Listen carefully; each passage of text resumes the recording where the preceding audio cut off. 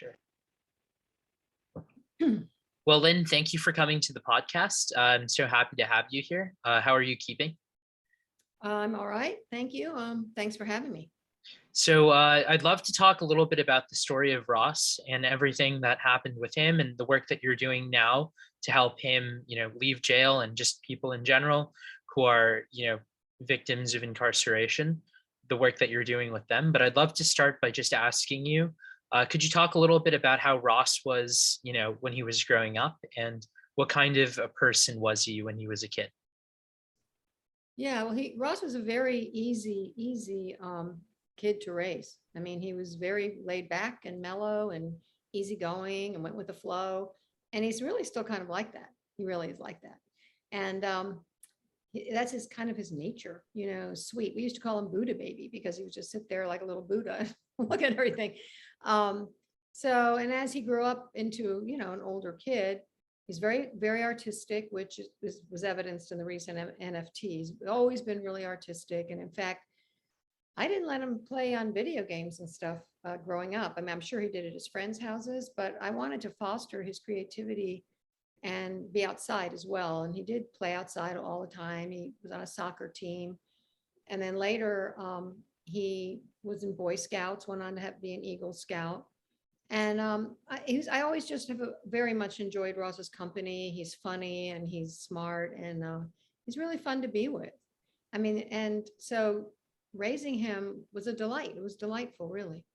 Was he an ambitious kid when he was growing up? Not particularly. If he liked something like physics, for example, he was really interested, then he would pour himself into it. He Yeah. didn't, he did okay. He did okay in school and everything. And, he did his homework and all that, but he wasn't ambitious, like I'm going to be something special or anything like that. Ross has never been like that. He's always been more interested in ideas and how the world works. And in fact, he was kind of on a track. He got a scholarship to go to engineering school.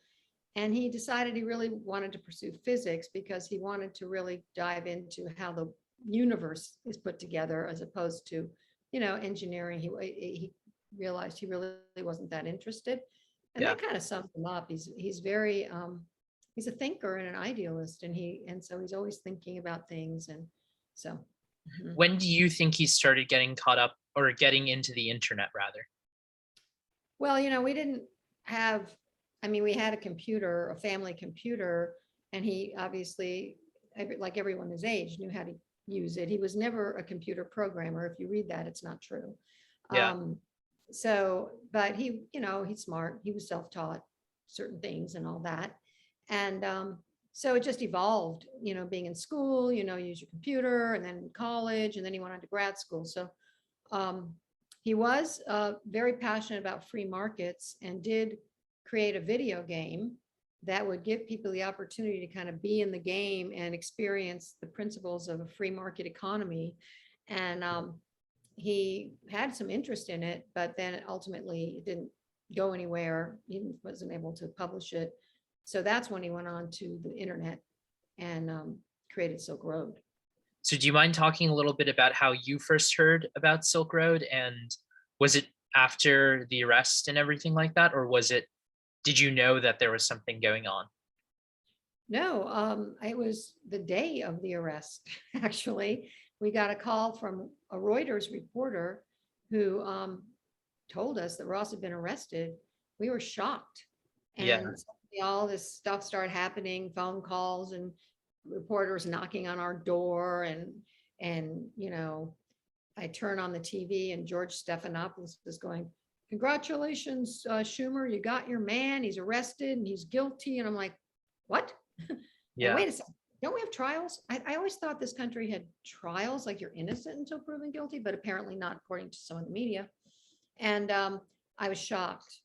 And they were talking at that time about the murder for hire, which was based in um, I guess it's an indictment. No, it's not an indictment. It's it was based in something papers that were in Maryland, and it turned out were provided by a corrupt agent who was later arrested for stealing from Silk Road. So he's essentially a criminal.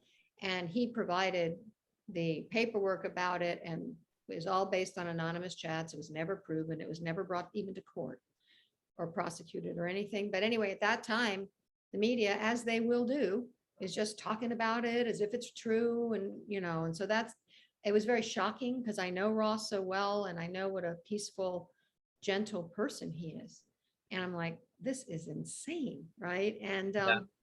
so actually, it was so shocking. And I remember lying in bed one morning going, I had been reading all this stuff. And meanwhile, people like were writing me and calling, we're with you, we're praying for you, or this is unbelievable. People who know us and also others. And I remember lying in bed and just thinking, they're lying about my son. They're out there blasting stuff that's not true. And I've got to get out there and tell people who he really is. And so with the help of a high school friend of his, we put up a one page on the internet, who Ross is and who Ross is not. And I listed all the things he is, and he listed all the things he's not. And that's how our website, started, and then it evolved. And that's kind of how I started being his advocate, because Yeah. I just sit by and listen to this garbage. Yeah. And I guess, so what was that like when you started to hear more about the Silk Road itself? Did Ross start opening up about the work that he was doing? And what was he telling you about the work that he was doing? Well, Ross was already in prison at that point when I heard about it. So no, we haven't talked about Silk Road per se. Before Silk Road, he was always talking about Bitcoin. He was Yeah. very excited about it. He, could see the potential for monetary freedom for people all over the world. He was talking all the time about Bitcoin. In fact, I even said to him, should I get some of this stuff? And he's like, no, Mom, it's too volatile. You shouldn't get involved. Well, meanwhile, it's probably 50 cents or something. But in any case, so he was very excited about that. And he also, this is by now, he's in graduate school. Yeah. And he's also and he doesn't live near us or anything. He's off on his life, but we would talk, and he was all about free markets and privacy Yeah. and Bitcoin. And that's really what we would talk about, principles and things like that, not a specific website. Yeah. And I mean, I know the crypto community has totally embraced Ross, or maybe not totally, but a lot of people in the crypto community have embraced Ross. Do you mind talking a little bit about how they've been helpful, or how the crypto community has embraced the case? No, absolutely. I would be happy to. I think many people in the crypto community acknowledge that Ross was a pioneer and a visionary, and that because of his vision, many of them are quite wealthy now and enjoying the results of Ross's vision. And they have been, many have stepped up to help us, to help finance, for instance, it wasn't only crypto people, but it's a lot of crypto people, our whole journey to the Supreme Court. I mean, to go to the Supreme Court is very expensive. All of this is so expensive. And Yeah. then most recently, Ross launched an NFT, non-fungible token, based on his art from prison. Well, he didn't launch it. Let me be clear. Yeah. He did not launch it. He does not personally benefit from it. We launched it. His fund and his trust launched it. It's an entity. It's a trust, and it's like a defense fund, but it's a trust. Sure. And yeah, I got to be careful because Yeah, I can imagine there's. did not launch it, but it is his art. Yeah. So it's his art. There's 10 artworks from prison. They're really cool. They're really great. Yeah. One from teen years, and then 3 from childhood. I'm like, well, let me find those childhood pictures, and I happen to have a whole box full Yeah. of them, and we took some of those. And then there's also an animation by someone else, but with a vice named Levitate, which is the company. And that, but it also has a voiceover from Ross, which it's very dramatic. It's very, very dramatic because it's his voice talking about a dream he had. And this was actually heard first. It was an interview with Bitcoin Magazine that Bitcoin Magazine played at their last conference in I've Miami. listened to it. Yeah. Oh, you did, yeah. So it's from that, and very powerful, I thought, don't you? Didn't you think it was? I thought Yeah. it was. And he mentioned, so you mentioned, and he mentioned in that talk, this idea of his vision of like, a free society, a free market society. Do you mind talking a little bit about what his vision was? Hmm. Well, well, I think the Silk Road in its purity, and I'm not saying there weren't things that shouldn't have been on there. I'm not even defending it. I'm not. However, the intention was good. The intention was idealistic.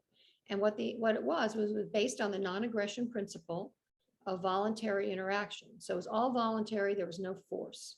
And the idea was that if you and I want to exchange something, we should be able to do that privately and freely as long as it doesn't hurt another person, a third person, and so things were not, everything wasn't allowed on Silk Road, which you will never, hardly ever, ever see in the media, Yeah.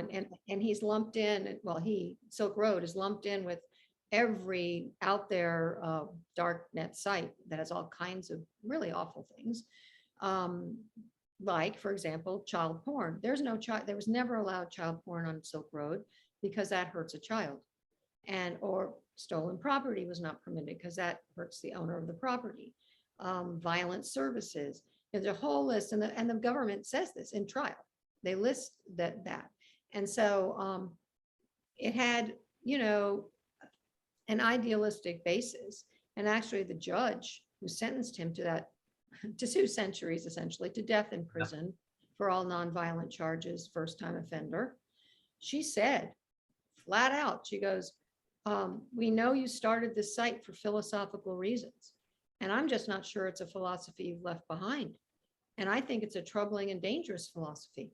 So she flat out said she is imprisoning an American citizen for his philosophy. Yeah. And in my mind, I don't see how that's not a First Amendment violation. We should not be imprisoned in the United States of America for how we think or what we believe. But that is what the judge admitted she did. And so I would say the philosophy was based on free markets, freedom of choice, privacy, as long as you don't hurt somebody else. Yeah. Well, yeah. Mhm. And do you mind talking a little bit about the legal story and everything that's gone on with that? So you mentioned that this judge sentenced him to 200 years in prison, essentially life in or Essentially, death in prison. two lives with 40 years. Yeah, I think it's a rough estimate of 2 centuries. Well, yeah, it started out with him being arrested and a bail hearing where he wasn't permitted bail Yeah. on uncharged, unproven, unprosecuted allegations of murder for hire. And so it started out there. Then there's several things, and it's on our website. But ultimately, I can say that what I observed and what is obvious is that the deck is stacked against you when you go to trial in this country, which is why 98% of people plea to, they're pressured and threatened by prosecutors. I've talked to people where that's happened. And so instead of going to trial where they're probably going to lose, because again, this deck is stacked against you, they say, okay, I'll plead guilty and take less time and not take that risk. This is in America. You're supposed to have a free trial, a fair trial with a jury and all of that. Well, they go through the motions, but that's not what I saw. That's not what I observed. And so went to trial, shockingly, I could even tell some of the jurors did not want to say guilty, but it was just kind of I don't know. Anyway, that's my personal thing, but it was our lawyer was hamstrung over and over again. And one of the main things was there were these 2 corrupt agents, as I mentioned before, that submitted the paperwork on supposed murder for hire in Maryland. They were not allowed to be known to the jury, even though the judge, prosecutors, and lawyers all knew they existed. They had free reign of the site. They could act as DPR on the site. And the jury never knew they even existed. And then it all came out publicly 2 months later. But that to me calls into question um, doubt. It's reasonable doubt on Ross's guilt if these two corrupt agents could act as the handle that he supposedly was using. And that was not permitted to be known to the jury. So that's another example. And then there was the sentencing where she declared that she knows it was based on a philosophy, but she was still going to give him death in prison. Thankfully, this woman has retired. Ross was her 5th life sentence that year, and it was only May. She Yeah. was hot on the trail of ending lots of lives, I should say. So anyway, and so after that, we just had to go. We went to the Second Circuit, which is when you appeal, and they basically said, "Well, we probably wouldn't have given that sentence. I mean, they in so many words, but it's within her jurisdiction to do it." So we lost, and because I was just hoping for some mitigation of sentence. I mean, life sentence without parole for a young first-time offender with no violence, no victims named at trial, not accused of causing any bodily injury. And so at that point, so we went to the Supreme Court at that point. And with the Supreme Court, they don't get into all the weeds of the specific case. It's more, how is it going to impact broadly? And the two arguments from our lawyer, who was a great lawyer, were, one, that the judge used uncharged allegations, murder for hire, to bolster her sentence, which is unconstitutional. It violates the Sixth Amendment, which was written to defend the accused of a rogue judge like that. Yeah. Not let that happen. It's a jury. That is in the Constitution.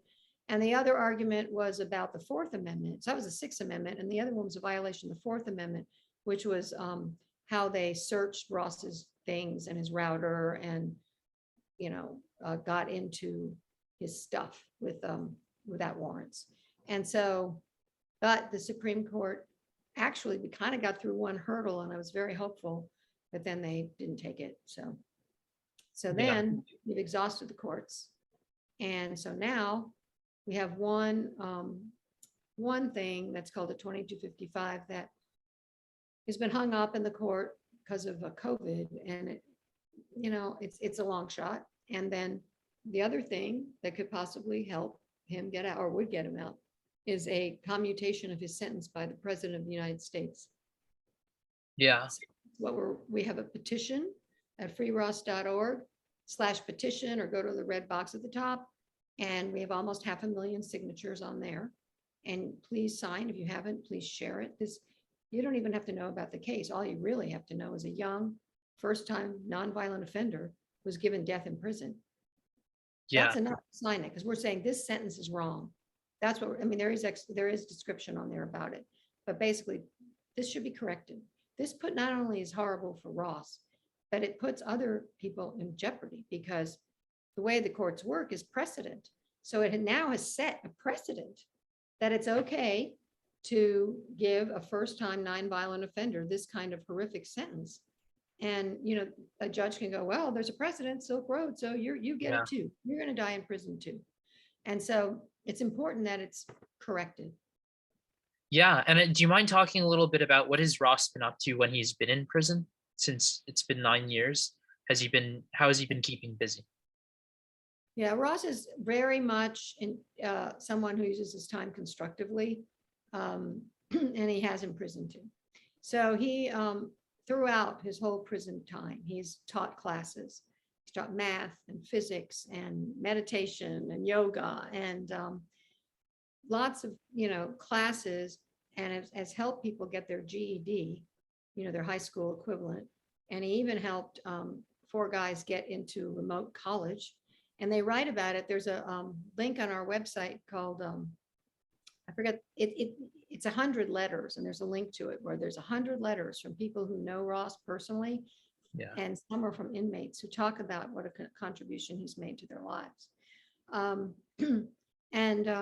He also is really getting into art. He writes. There's a lot of his writings that are on medium.com as well as on our website. And he's a really good writer. And some of them are quite scientific, and I don't understand most of it. It's very technical. But for example, one of the things he wrote about, it's called ZCAN, it's about solving the question of privacy on WhatsApp while not allowing bad actors and people who hurt kids essentially to use that privacy to do their bad deeds. And he had figured out a way, or was figuring out a way, to maintain the privacy, but somehow not allow them to hide behind it. And we sent it out to a few experts, technical experts, and they said, well, you're onto something. This could actually work, but he can't pursue it because he doesn't have access to an internet. And so, or email or anything, he's completely cut off except for snail mail and limited phone calls.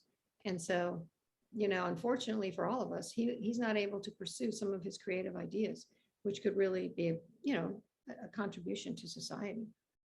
Does he feel regretful at all about everything that happened? He does, and he talks about it in that talk that was played at Bitcoin's conference.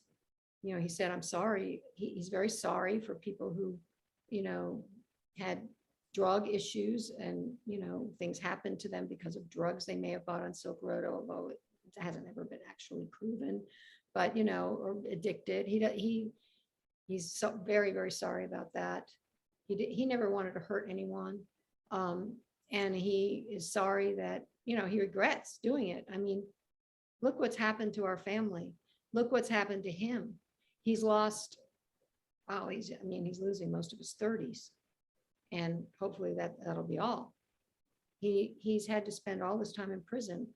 And, look, I know he'd always be a creative mind, but, if he ever had the chance, it would be anything he did would be within the confines of the law. He's, yeah, he regrets it. He said in even his talk, it was reckless. It was something that a reckless person in their 20s does because they want to save the world and they're not thinking of the repercussions.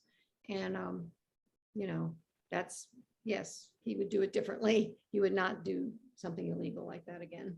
And how has everything related to that impacted your guys' life? Do you feel like, specifically, because you're taking up this case that has a lot of political ramifications, do you think you have been targeted politically for your, defending your son? I haven't experienced that, honestly. I don't think I'm much of a political threat. I mean, I don't get really political about it. I think it's a bipartisan issue. So we have a lot of people speaking out on our widespread support page at freeross.org, and they're from all sides of the political spectrum, from Noam Chomsky to, many libertarians, Thomas Massey, different people that, meet in the middle about Ross and this terrible sentence. Because like I say, all you have to know, people are shocked when they learn the sentence. They go, oh, well, he did this and what? His sentence is death in prison. He's got essentially a slow death sentence. This crosses all political lines. So I haven't felt persecuted or anything like that. Sure. I guess also, do you feel as though the government has ever targeted you for your, for anything related to Ross? Well, that's what I mean. I haven't No. felt like that. Yeah. Well, that's good. Good to hear.